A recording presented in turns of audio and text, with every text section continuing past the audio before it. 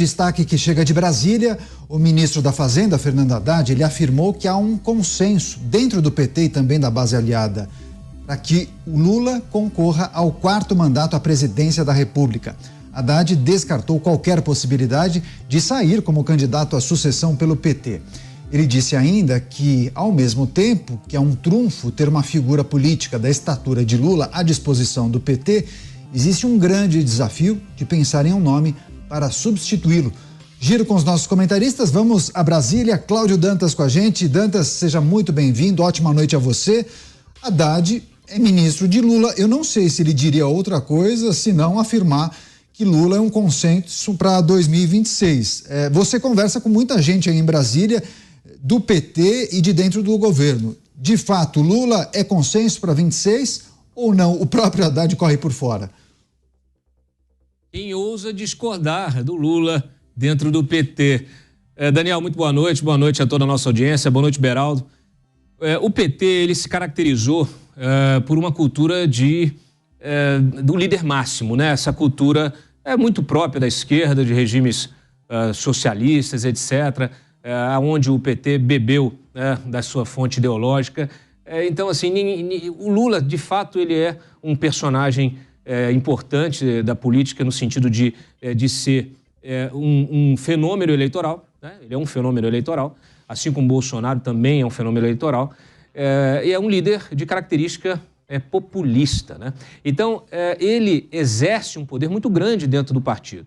Ele exerce uma autoridade muito grande no partido. Não há dentro do partido nenhuma tentativa ou nenhum ânimo de se questionar essa liderança, de se questionar a possibilidade dele concorrer à reeleição. O Lula, se quiser concorrer à reeleição, ele vai concorrer e ninguém vai questioná-lo. O único problema disso, Daniel, desse tipo de perfil de liderança inquestionável, é que você não permite que outras lideranças sejam cultivadas e ganhem força dentro não só do PT, mas dentro também da própria esquerda. Se você olhar para a esquerda brasileira, você não consegue enxergar nenhuma outra liderança com o potencial eleitoral do Lula, né? Então, isso, inclusive, fez com que o Lula fosse reabilitado politicamente para enfrentar o Bolsonaro e tirá-lo do poder. Então, assim, efetivamente, o Haddad está atuando aí, está agindo, as declarações que ele deu são declarações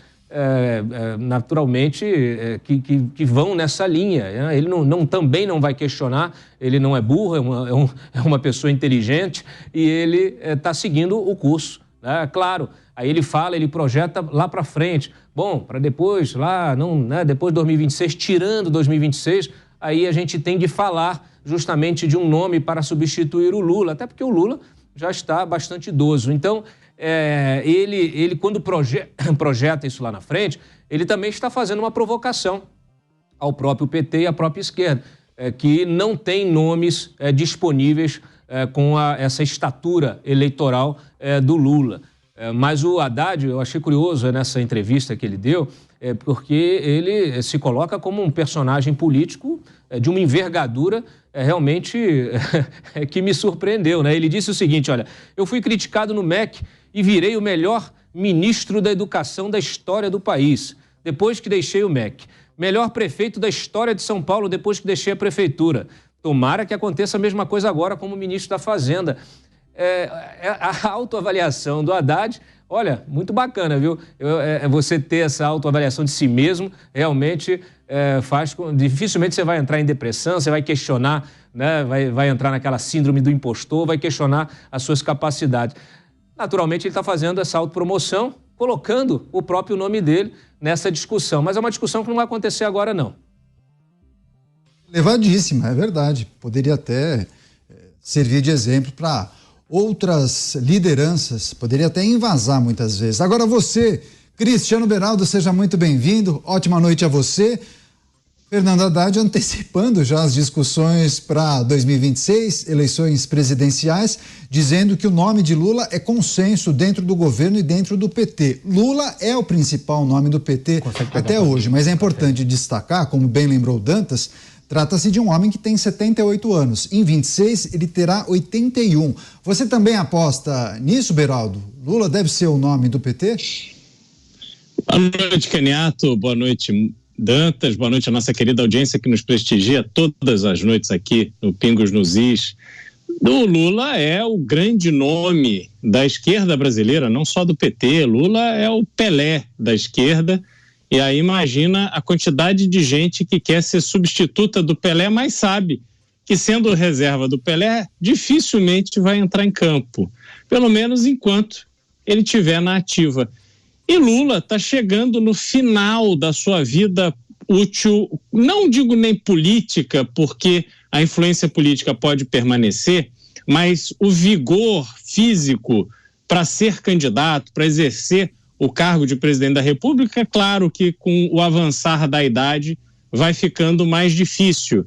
Essa discussão, ela é uma discussão pertinente. Se houver um mínimo de bom senso, claro que haverá um substituto de Lula em 2026. Mas essa é uma discussão que só será travada dependendo do cenário eleitoral, dependendo de quem irá disputar a eleição contra o candidato do PT. Será que até lá Bolsonaro retoma a sua possibilidade, a sua capacidade eleitoral? Se ele se torna elegível até lá, difícil, mas é o Brasil, tudo pode acontecer. Será que Tarcísio de Freitas vai ser o grande nome da direita em 2026 ou será que surgirá alguém ainda que não está no radar para ocupar esse espaço? Tudo depende de como estará posicionado o PT nas próximas eleições.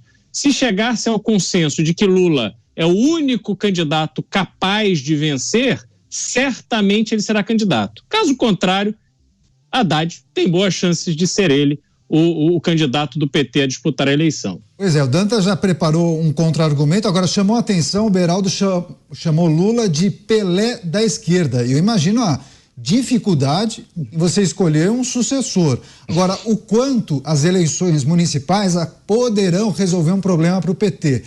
Porque quem o PT deve apoiar nas eleições municipais aqui em São Paulo? Guilherme Boulos, que é tido por muitos como o substituto de Lula. Queria também que você trouxesse sua avaliação sobre isso, Dantas. Olha, Daniel, você ter lideranças, você ter políticos que se destaquem na mídia, isso não significa liderança política, isso não significa capacidade de gestão, isso não significa articulação, capacidade de articulação. Um político popular, ele tem uma série de características muito próprias, né? Por isso que é tão difícil você ter a repetição de fenômenos eleitorais. O eleitor também, ele precisa estar atento e ele precisaria estar educado a olhar a liderança política não com aquele olhar, né, do líder político que tem uma vara de condão para mudar a realidade do eleitor, né, que promete na campanha mundos e fundos, mas você sabe que na realidade prática do dia a dia da política é muito difícil você conseguir cumprir aquelas promessas. Primeiro porque você não tem poder absoluto. Depois, hoje, o executivo tem muito menos poder que tinha no passado, né? O Congresso hoje está muito mais poderoso, tem maior controle sobre o orçamento. A discussão, tivemos aí hoje a sanção do orçamento com vetos e tal, já criando mais celeuma justamente dentro dessa nova realidade política. Então, o que a gente precisa é olhar os políticos de uma outra perspectiva, não daquele político messiânico, aquele que é capaz de resolver os problemas da nação. Porque se fosse assim, já teríamos resolvido os problemas da nossa nação, porque nós já tivemos de vários políticos com esse perfil, né, popular e populista, com promessas que não são realizáveis na prática. A gente tem de olhar aquele político que é capaz de, tecnicamente, entregar aquilo que promete, aquele político capaz de reunir um grande time, né, de ministros, aquele político que é capaz de convencer o Congresso a jogar junto, a aprovar as suas medidas sem precisar ficar passando cheque de emenda parlamentar a cada votação. Isso tudo ao mesmo tempo, ele também precisa conversar com a massa, né? Então, essas características são muito próprias, né? São muito difíceis de serem encontradas em qualquer político. O Boulos, ele tem uma trajetória como uma liderança de um movimento, né, o movimento aí dos sem teto. Depois ele tem aí o seu mandato parlamentar e agora vai tentar a Prefeitura de São Paulo, mas ele não foi testado na gestão, no executivo ainda. Então, há um caminho enorme pela frente, o Boulos ainda tem um caminho enorme pela frente para mostrar, né, se ele tem outras características, outras capacidades que precisam estar, né, dentro de uma liderança desse tipo. Para o bem e para o mal, né, concordando ou discordando dessa liderança, dos princípios, dos valores dessas lideranças, mas o fato é que ele precisa ser reconhecido, precisa ser identificado pelo eleitor como essa pessoa, esse personagem que é capaz de realizar tudo isso. Mas convenhamos, Guilherme Boulos tem características mais parecidas com Lula do que Fernando Haddad, que outrora foi chamado, inclusive, do petista mais tucano, inclusive, né? Vai lá, Beraldo, pode concluir. Não, Dantas, a minha avaliação é que tudo isso que você falou é absolutamente correto e é o desejável. A democracia brasileira ganharia muito e o Brasil se desenvolveria demais caso as escolhas eleitorais fossem feitas com base nesses critérios que você citou, do projeto, da perspectiva de realização.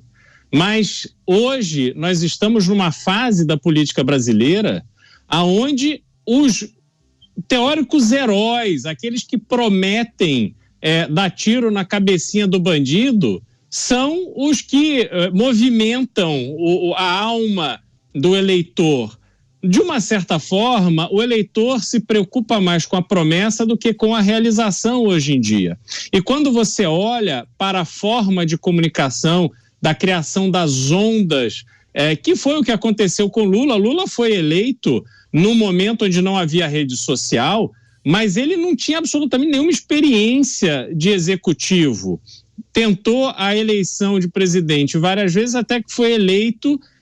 E agora a gente teve recentemente um novo fenômeno, que foi Jair Bolsonaro, também sem experiência de executivo, mas foi eleito num movimento muito forte nas redes sociais que formaram a opinião majoritária do eleitorado diante do que ele prometia, que era bandido morto ou na cadeia, que era um Brasil sem corrupção, sem protagonismo do Centrão e tantas outras coisas que ele falou, e na hora que assumiu o posto, se deparou com uma realidade muito diferente daquela que ele prometeu aos eleitores, e aí o discurso era, olha, o Congresso não me deixa, aconteceu isso, eu não pude fazer, e o Supremo, e tal. Pandemia também, né?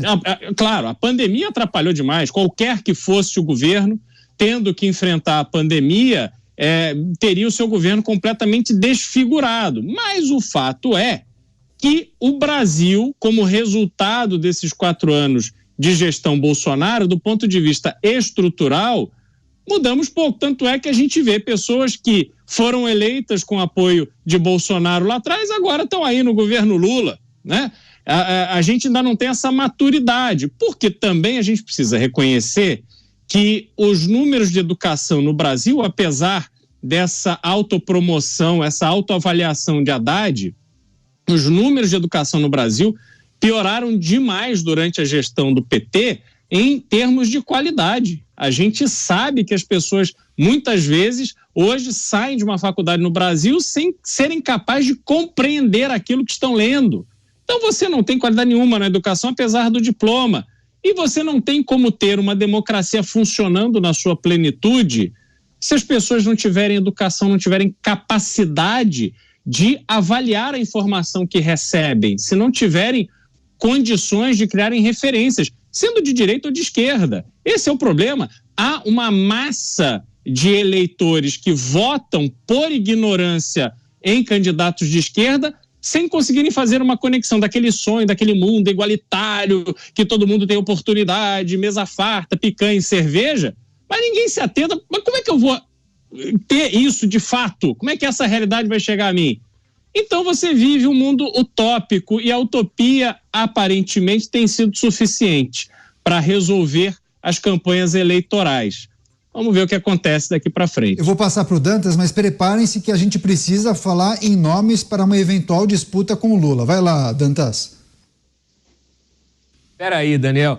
Eu ia falar justamente, eu ia criticar essa história de antecipar eleição de 2026. Não fomos nós, hein? Não fomos nós. Foi o Haddad. Pois é. Eu vou te falar, eu odeio discutir eleição de 2026 em 2024. Eu também odiava em 2023, porque não faz o menor sentido. A gente saiu de uma eleição e já começou a imprensa, tem uma parte da imprensa ter esse fetiche. Parece que falta notícia. Inclusive o repórter é que provoca o ministro em relação a 2026. Mas ele caiu. Eu quero saber o que... Provocou, mas ele caiu, né? Mas é óbvio.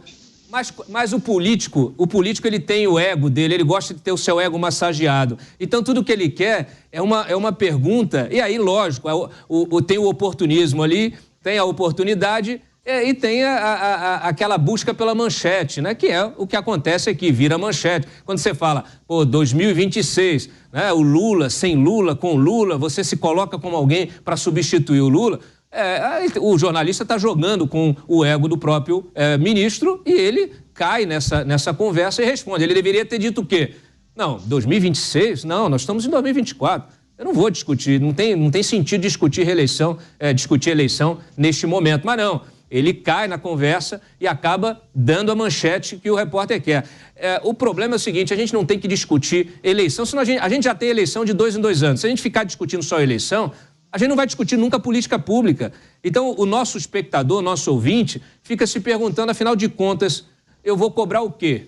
Porque só se fala de promessa e de campanha de eleição, né? Em vez de ficar discutindo política pública. Eu sei que é chato discutir política pública, porque é chato também governar, viu, Daniel? Eu já ouvi isso de político que ocupou cargo executivo.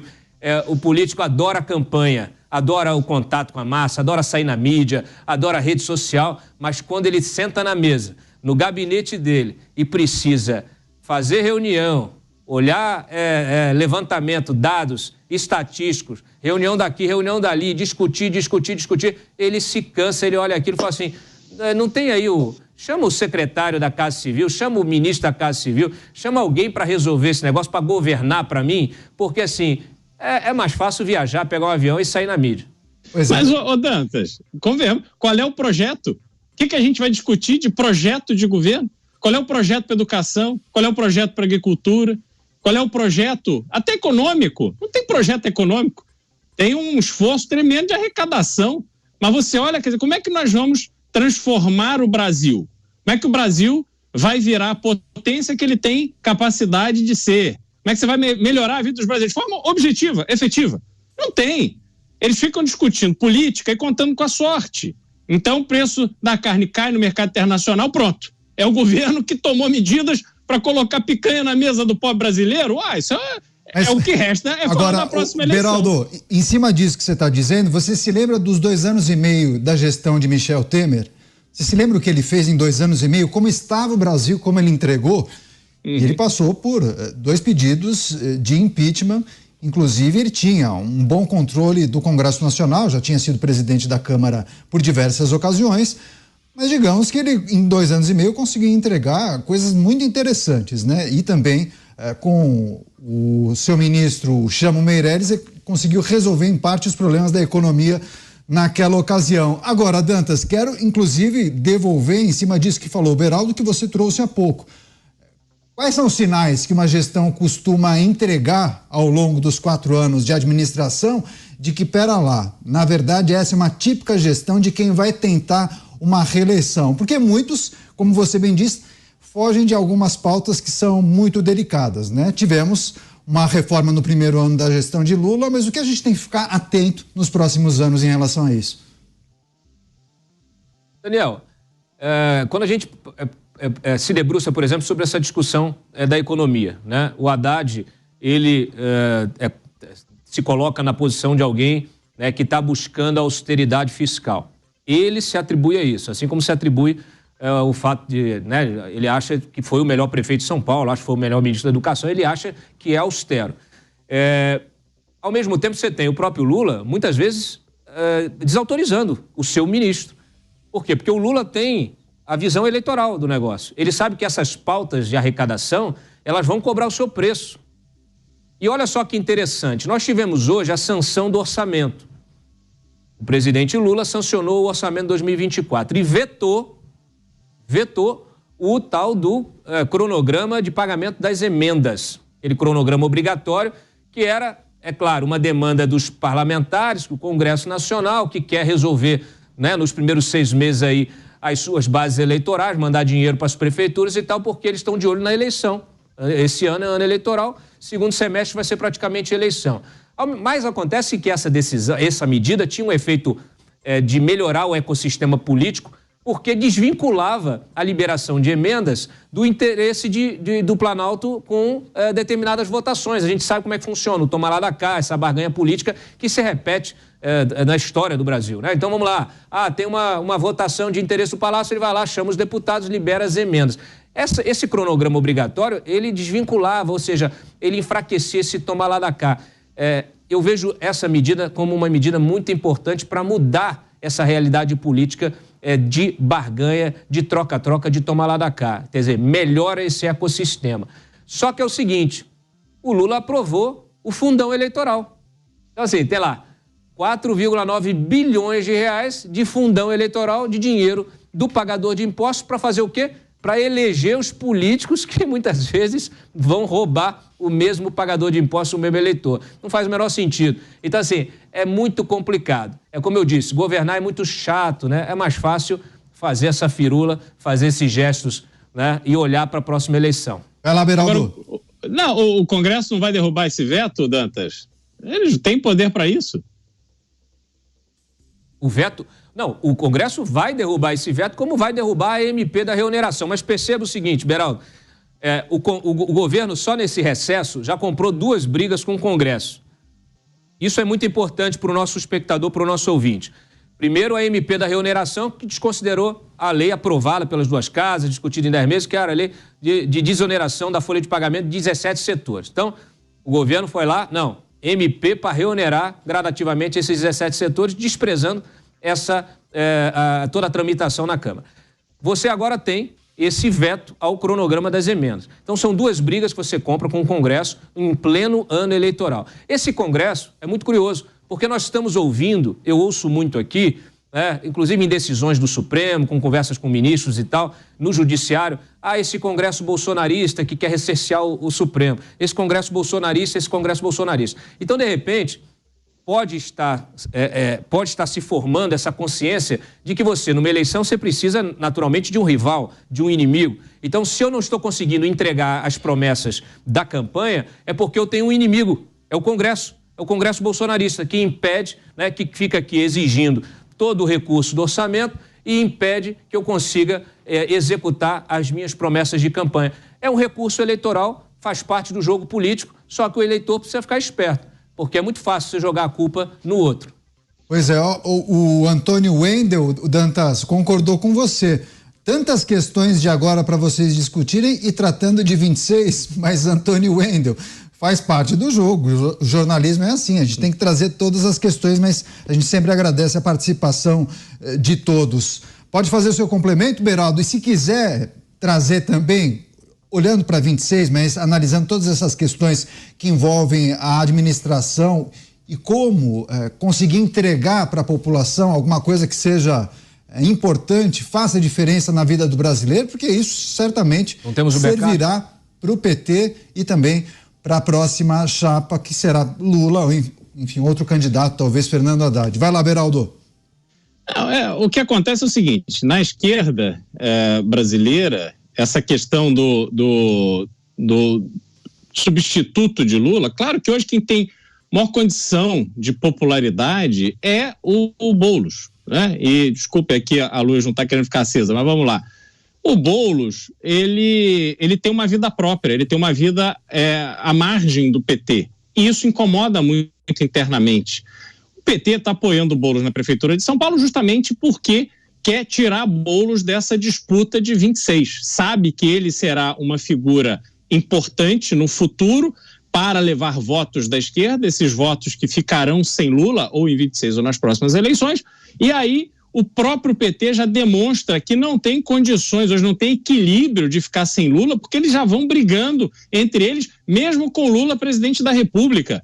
Houve reações em relação a essa entrevista dada por Haddad de figuras importantes dentro do PT. Então ali há uma briga assim, muito clara que parece não estão fazendo nenhuma questão de esconder.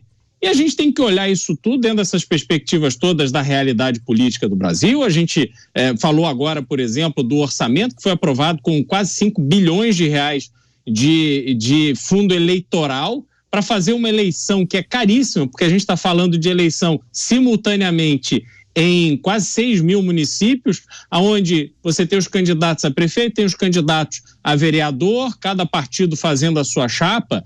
E aí o grande problema do uso desse fundo eleitoral é que o dinheiro não sai do TSE para abastecer as campanhas. Ele sai do TSE para abastecer o cofre dos partidos, e são os caciques que distribuem esse dinheiro. E aí só se elege quem o cacique quiser que se eleja, porque esta pessoa, este candidato, é que terá dinheiro para fazer a sua eleição, para ser competitivo na eleição. E aí a realidade se impõe, que essas pessoas vão alimentando hoje com dinheiro público, antigamente era com dinheiro das empresas, hoje com dinheiro público, vão alimentando esse sistema que não muda. A gente fica preso nessa dinâmica que não evolui. E aí é o que a gente falou mais cedo. Não se discute política pública, porque a política pública não elege. Não há essa consciência de que a entrega de resultados é o que efetivamente elege. O que se quer é poder anunciar alguma coisa, que não precisa ser concreta. A gente discutimos ontem a questão de apresentação de propostas, projetos de lei, convocações e tal no Congresso. Muitas vezes é só para dar o link ali para uma postagem de internet, para ter o like, para ter o compartilhamento, para ter o engajamento. Mas não há uma preocupação legítima e efetiva com a entrega do resultado. Esse é o nosso grande desafio. Estamos no caminho para poder retomar a normalidade desejada do processo eleitoral e político no Brasil? Não estamos. Esse é o grande ponto. E o que fazer para conquistar essa normalidade? Eu não sei, a política é um sistema muito bruto. E hoje no Brasil, Dantas, exige gente de coragem, mas não coragem de fazer bravata na internet. Esse é o grande ponto. Bravata para enfrentar essa pedreira que é Brasília, para que você consiga apresentar o projeto polêmico, mas articular a sua aprovação, para colocar adiante pautas que são importantes para o público. E a gente não vê isso. Então, você pode olhar, chefes do executivo das prefeituras do Brasil inteiro estão fazendo campanha de reeleição com base em narrativas, em eventualidades, em concessões, enfim, isso não está muito longe da gente, não. Podemos ver, por exemplo, São Paulo. E cortes, enfim, né? E cortes para as redes sociais. É isso que se vê demais. Um cenário que estimula que os chefes do executivo não desçam do palanque, né, Dantas? Política virou entretenimento, gente. Então, os nossos políticos viraram atores e atrizes. E eles desfilam nas telas, nas redes, cada um com a sua narrativa, com o seu personagem. Muitos desses personagens não existem. Ele desliga a câmera, sai da rede social, tira a máscara e é outra pessoa. Então, assim, infelizmente, a gente tende a olhar o eleitor de maneira geral, tende a olhar a política com esse olhar de torcedor, né? Como se estivesse num fla-flu, né? Numa final de campeonato. Então, isso é que causa essa polarização, alimenta esses extremos e faz com que as pessoas tenham uma visão distorcida das coisas mais simples. O que um presidente é capaz de fazer? Qual é a atribuição do Congresso Nacional? O que o judiciário, quais são os limites de atuação do judiciário? Confundem tudo. Agora mesmo, eu vi, acho que foi hoje ou ontem, aquele Felipe Neto foi lá e publicou na rede social um post ironizando uma outra postagem do Eduardo Bolsonaro, que colocava ali vários números, né, do governo do Bolsonaro. Na finalização, e ele agora botava né, de os números 22. para se contrapor. Então, o número de emprego, o número do PIB, até o câmbio, até o dólar. Estão dizendo assim, não, o dólar caiu, isso é resultado do Lula. O Lula tem a vara de condão para baixar o dólar. As pessoas não têm a menor ideia do que influencia na taxa de câmbio.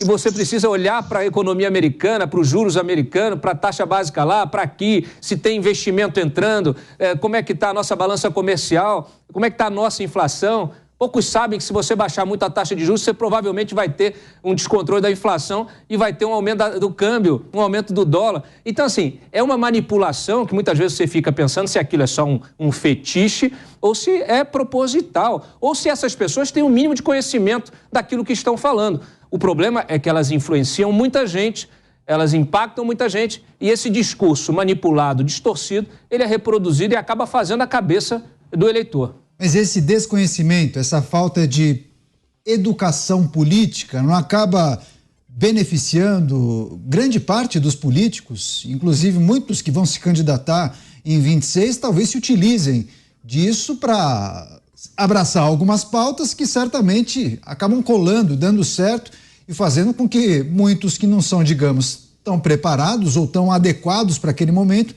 acabem vencendo, Dantas. Sem dúvida. Beraldo, de volta a você, Beraldo. Assim, as dificuldades para que a gente tenha no Brasil a política como instrumento de transformação são imensas.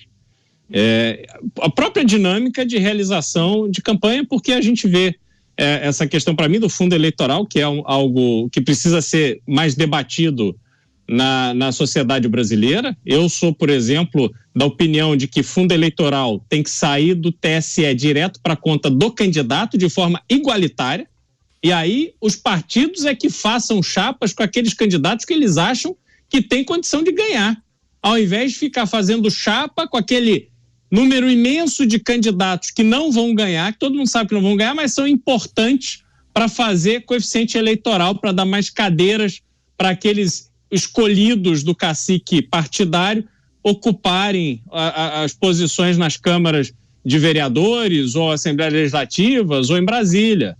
Isso tudo cria um sistema inadequado para que a política se firme como algo que o brasileiro participe, compreenda, saiba como dar se manifestar no sentido de defender as suas bandeiras de forma efetiva e não simplesmente da forma festiva ou com aquela revolta que não tem absolutamente nenhuma consequência prática e que o opositor fica olhando, fica medindo qual é o tamanho do alcance daquela figura pública e vai contornando, e vai toreando, e vai articulando e deixa aquela pessoa ali com um mandato completamente inexpressivo. E aí, Caniato, 2023, o que a gente está vendo é isso. Pão e circo sendo instrumentos de eleição e reeleição dos velhos políticos de sempre. Pois é, já